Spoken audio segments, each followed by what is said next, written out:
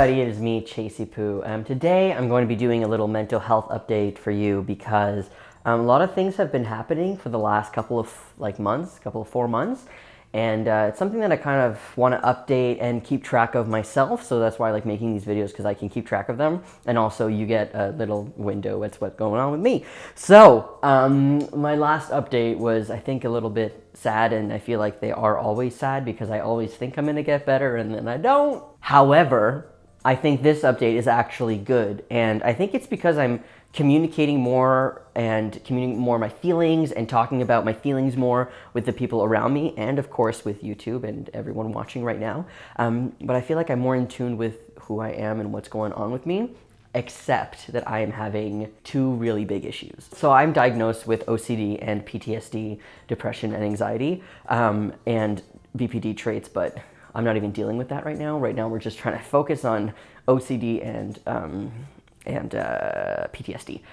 So I got the official diagnosis a couple months ago, and that was shocking to me because I was like, wow, I feel like no one would ever take me seriously, and I feel like people actually saw me and they took me seriously. So I made a video about that, and I'll put that link in the description below so you can have a look at it, because I get like, wow, yeah. So I was put on new medication, okay, a couple months ago before the diagnosis, and this medication was suggested to me last year, and after trying like 4 different types of meds last year and like gaining a bunch of weight and like not being able to control emotions and all of these like really bad things were happening because these medications were not working for me, I decided, no, I'm not going to try any more medication. I can't do this. I'm just going to stay on my antidepressant that I've been on for 4 years and just leave it at that. But then I got desperate, okay? And the reason why is because of the PTSD that I'm suffering from. So I have PTSD from a car accident I was in when I was really young, when I was like 13. And that really messed me up for a long time. I was 14, I think. Doesn't matter. 13, 14. And then last October, I was in a car accident in Jamaica when I was on a cruise. It was an excursion. Really don't want to go into that. I made a video about that because I almost died. So there you go. So the major PTSD that I'm having right now is because of that accident, and it's not one day or 1 minute of the day I don't think about it. So it's something I've been trying to deal with. I was suggested a new medication again. And here's the things, I don't want to say the name of the medication because I don't want this video to like not get monetized, but I think I can say the chemical name. So fluoxetine is what I've been on now for the past, I don't know, 5 months. And the thing is though, that I don't react well to SSRIs, and I was really scared of what was going to happen, so I went slow. But the thing is that I kind of had this in my mind that this is going to work, because if this doesn't work, I have no other option, and I'm just going to just have PTSD and have to just do therapy. Of course, I'm going to be doing therapy as well, but I can't rely on anything else, and it was just weird. I just felt like it was my last chance at getting something that might help my OCD, my PTSD, and my anxiety, because I feel like that medication just everything. It just does everything for some people. I'm saying that for a reason. Just follow me here. So I went on 10 milligrams, and then 3 weeks later I went on 20, and then 4 weeks later I went on 30. So we went really slow. Usually you go up. They want me on, I think, like 80 milligrams. I am currently on 70, but it's been about 4 months now that we're 4 or 5 months that we're going up very slowly. And so I have noticed 2 things, 3 things actually, that are happening with me on this medication. One, very good thing. That's very like, I didn't notice that. And that's a good thing. And then 2, not so great things. The fantastic thing that's happening is that my compulsions and my OCD thoughts, I have intrusive thoughts, that's my diagnosis, are less. It's less loud, I guess. It's less heavy, less loud. It's very hard to explain to people who don't have intrusive thoughts like what it is. It's not a voice telling me what to do or anything like that. Like I'm not schizophrenic. I don't see or hear things, but it's more like a feeling and like a push towards a feeling and an emotion and an image in my head that I don't want to have, and that's very unpleasant. I've had that since I was 13, so I've been dealing with it for a long time, and I've learned to repress it and like hide it onto the side of my head and not like emotionally and not deal with it. But you know, after a while, after you repress something for so long, it just kind of comes right back at you. So I have to deal with it. But what I've noticed is that the thoughts and those feelings and those images aren't as heavy. They're still there. Absolutely, they're still there. Every day they're still there. But it's almost like if the frequency was 100 before, it's like down to 70. And I'm very confused because it it happened without me realizing it. And I get it, that's what medication does, and therapy as well. I'm working on that as well. But and I knew it wasn't going to be a light switch, but I because I've been dealing with this for like since I was 13, I didn't think that it was going to do anything. Like I thought that I would just have to learn to cope with it, but it's like dialed down. Obviously, sometimes it goes all the way back up to 100. It skips from 70 to 100% on the dial. And most days, though, I will say it's near the 70.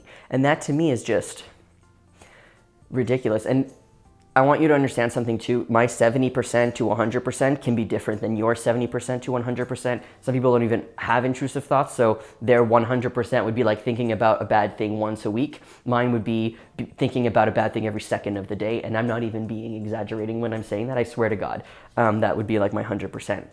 And again, that's not something that I really talk about online, but I really wanted to kind of bring this up and like, because it's like a diary for me, like a video diary for me to go back and like see what I was open about and what I talked about. And anyway, so that's a good thing that's happening, but there are two bad things that I'm like, oh. So the first bad thing is that I have no memory, okay? I don't know what's going on with me. I usually have amazing memory, but my short-term memory is like lost. And I asked the psychiatrist this week, I said, I can't remember anything. I'll be in the middle of a conversation and then I'll just like look somewhere for 1 second and then I'll come back and I forgot everything. It's like forgetfulness. Like I just forget everything. I literally had 2 talks like 2 weeks ago in the United States.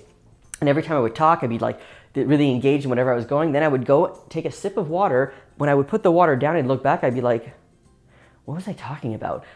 Every single time, and that was both talks back to back. And it became a joke after a while. I'm like, okay, I'm not gonna remember. Please remember where I am because I won't remember after I can take a sip of water. I don't know what was going on with me. And I was trying not to like psych myself out. Like maybe I'm telling myself that I'm forgetting things, but it's still happening to this day where I'm having a conversation and I just kind of like drift off into space.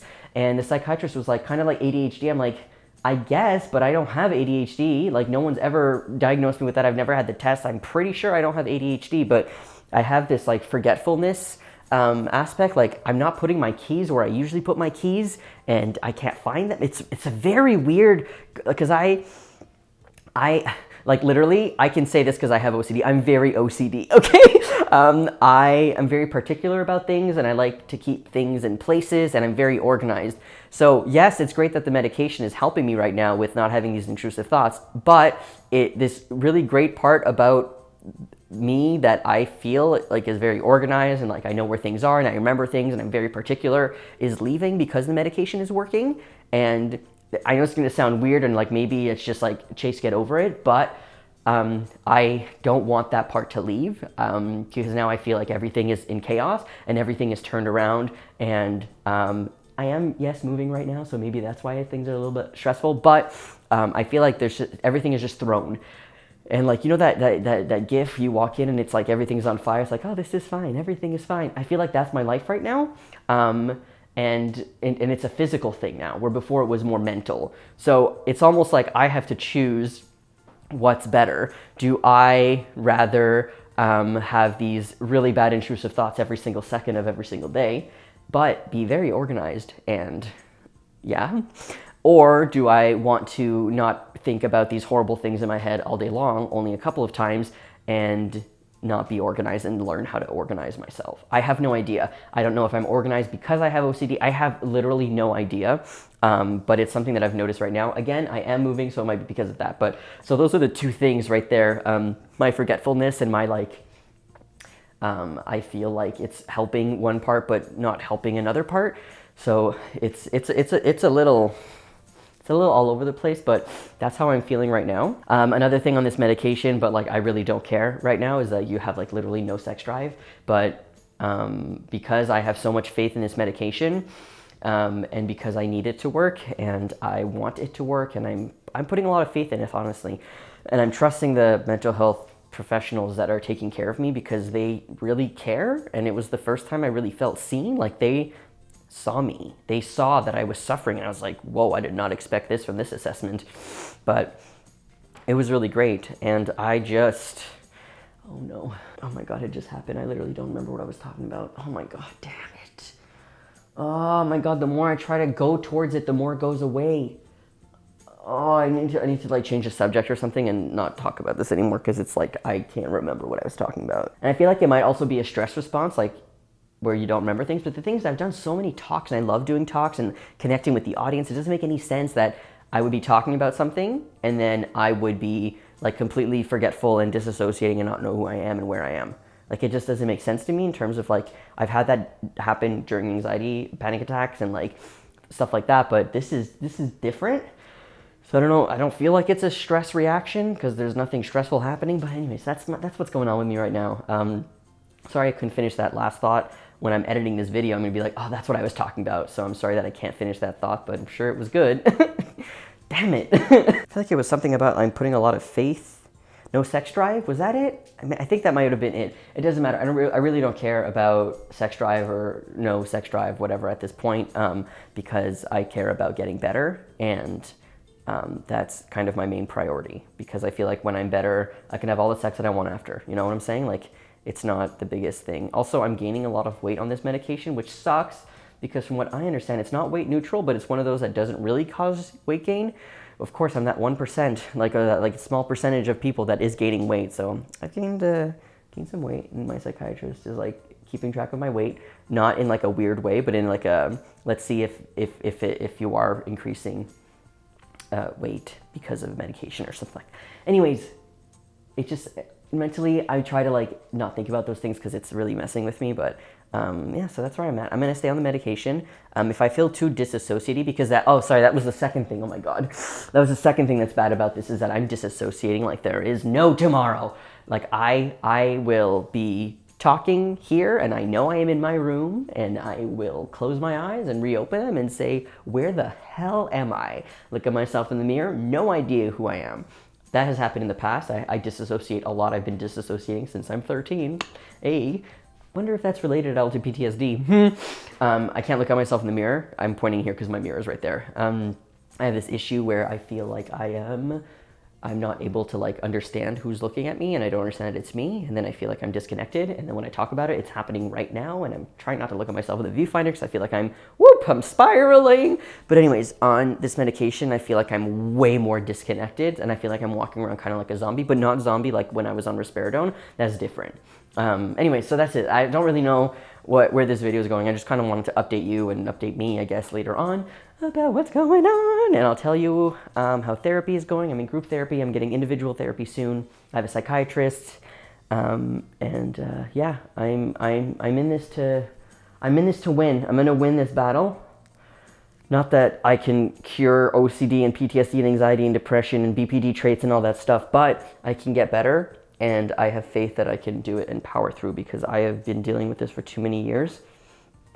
And I feel like because I'm getting the help that I need, I have people who really care and want to help. And then if they stop helping, then I have to find something else. But I think they're pushing me to really think that it's a possibility that I can get better. Whereas before I was like, I'll always be like this. Anyways, I hope you have a great week. Talk to you later. Bye.